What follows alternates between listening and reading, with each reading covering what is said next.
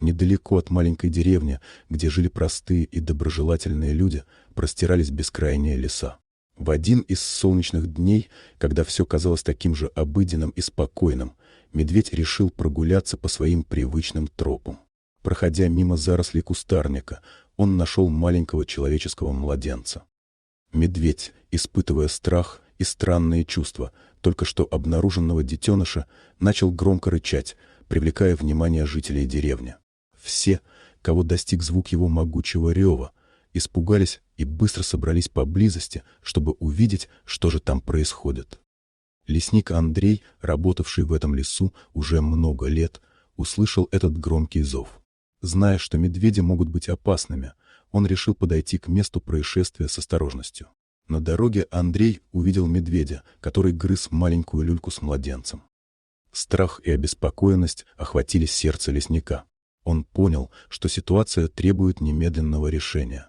С сильным и решительным движением Андрей нажал на курок ружья, беспокоясь, что медведь что-то сделает с младенцем. Он отнял младенца у медведя и положил его в люльку. С сердцем, колотившимся от волнения, Андрей решил отнести младенца в деревню. Ему было очень любопытно, как такое возможно, чтобы новорожденный человек находился в лесу среди медведей. Он был готов разобраться в этом странном и пугающем событии. По возвращении в деревню Андрей сразу обратился в полицию и местную больницу. Младенца передали в заботливые руки врачей, а Андрей начал рассказывать о своих удивительных приключениях. История о медведе, маленьком младенце и его странном обнаружении повлекла большой интерес и беспокойство среди жителей деревни. Вскоре полиция приступила к расследованию. Она стремилась найти ответственных за этот ужасный преступный акт. Спустя несколько дней за тщательными расследованиями полиция смогла найти и арестовать родителей младенца. Они были посажены за решетку, ведь только жизнь вместо леса могла исправить такую криминальную неправду. В это время врачи в больнице заботились о маленьком ребенке. Они заботились о его здоровье и благополучии, пока полиция не приняла окончательное решение по его дальнейшей судьбе.